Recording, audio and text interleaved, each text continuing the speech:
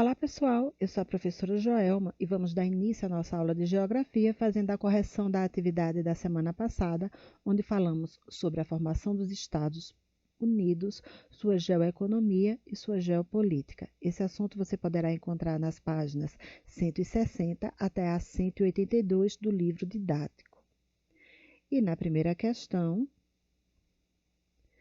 os Estados Unidos começam sua história sendo uma colônia britânica, uma colônia da Inglaterra. Seriam as famosas 13 colônias que ocupou a faixa litorânea do leste do território dos Estados Unidos. E só em 1776, no dia 4 de julho, ele conseguiu a sua independência da Inglaterra e começou sua expansão em direção ao oeste e em direção a novas áreas territoriais.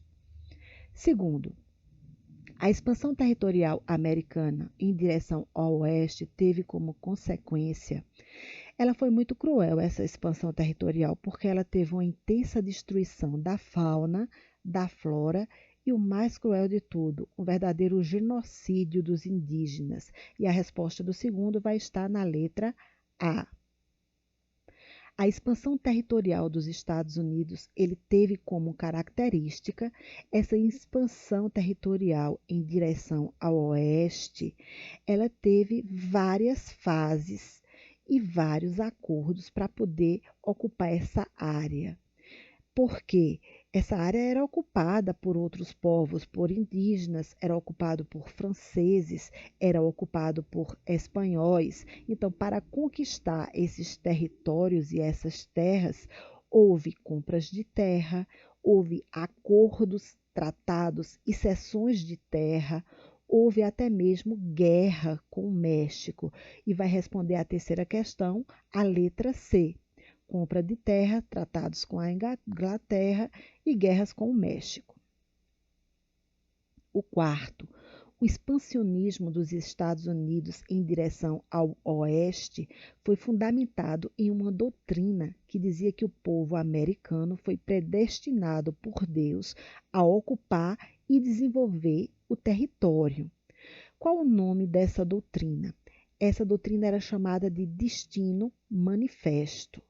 Ela era uma filosofia que expressava a crença de que o povo dos Estados Unidos foi eleito por Deus para comandar o mundo, sendo o expansionismo geopolítico americano apenas uma expressão dessa vontade divina. Então, o quarto, a resposta vai ser a letra B. O quinto, assinale a única alternativa errada.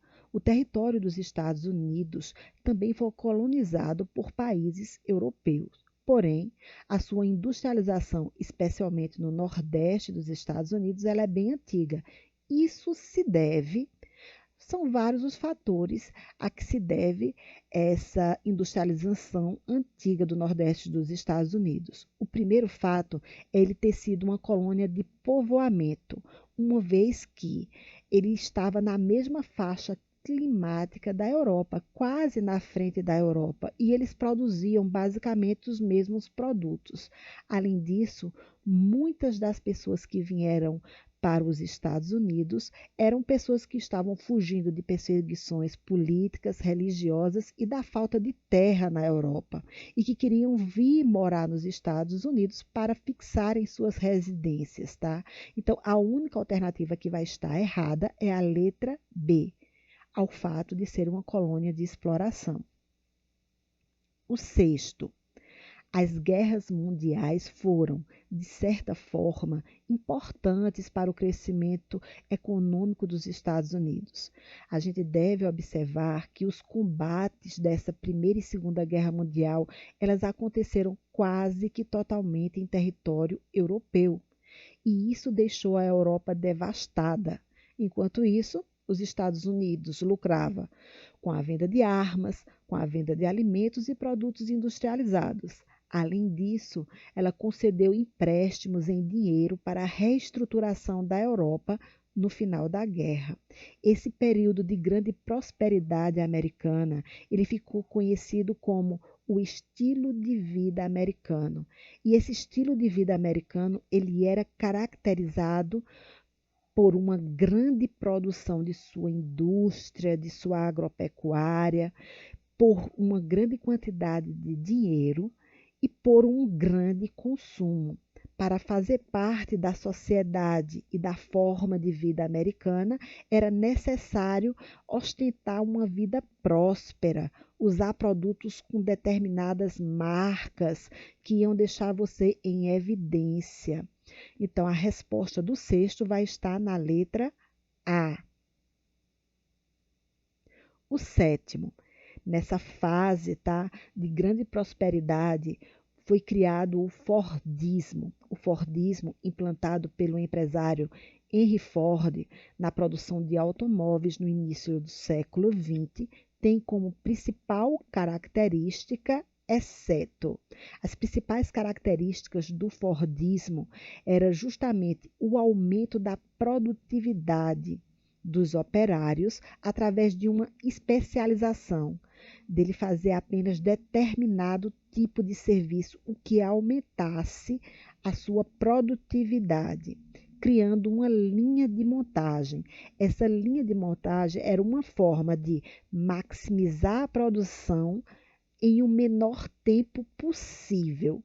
Além disso, era estimulado um grande consumo em massa.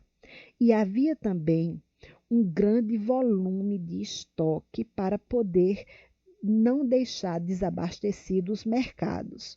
A gente vai verificar que a única alternativa que está errada é a letra D, que diz que houve uma redução do volume de estoque. O oitavo, assinale a alternativa correta.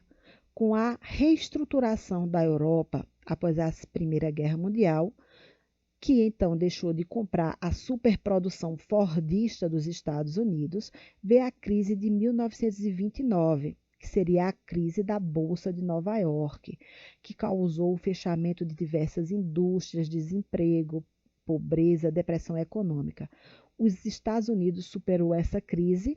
Vamos entender a pergunta aqui, tá, pessoal? Veja só. Os Estados Unidos estavam vivendo uma grande fase econômica depois da guerra.